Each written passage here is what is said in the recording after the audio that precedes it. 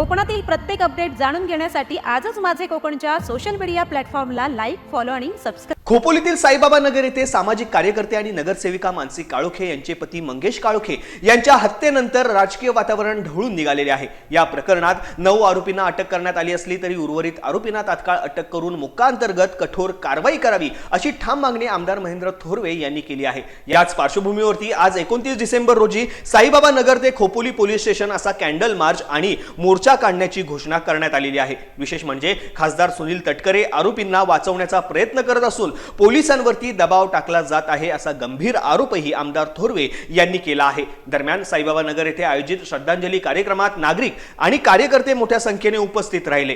गुन्हेगारांना कडक शिक्षा होऊन कुटुंबाला न्याय मिळावा अशी मागणी यावेळी व्यक्त करण्यात आली. राष्ट्रवादीचे प्रदेशाध्यक्ष सुनील तटकरे हे काल सुद्धा कर्जतमध्ये त्या ठिकाणी आलेले होते आणि आपण पाहताय की राष्ट्रवादीचे प्रदेशाध्यक्ष सुनील तटकरे झाल्यापासून महाराष्ट्रभर ज्या घटना त्या ठिकाणी घडलेल्या आहेत, बीडची संतोष देशमुख हत्याकांड घडलं, त्याच्यामध्ये सुद्धा धनंजय मुंडेचे सगळे लोक त्या ठिकाणी होते. पण त्या धनंजय मुंडेला वाचवण्याचा सुनील तटकरे आतोनात प्रयत्न त्यावेळेस करत होते. त्याच्यानंतर आपण पाहिलं की तो सूरज चव्हाण त्यांनी सुद्धा हिंदू संघटनेच्या एका पदाधिकाऱ्याला मारहाण केलेली होती, त्याला सुद्धा वाचवण्याचं काम सुनील तटकरे करतायत. आणि आज इथे सुद्धा कर्जतमध्ये सुधाकर घारे, भरत भगत यांना सुद्धा वाचवण्याचं काम सुनील तटकरे त्या ठिकाणी करत आहेत. काल तर इन्व्हेस्टिगेशन पूर्ण न झाले असताना सुद्धा त्यांनी त्या ठिकाणी सांगितलं की या सुधाकर घारेचा कोणताही हात नसू शकणार असं त्या ठिकाणी सांगितलेलं आहे.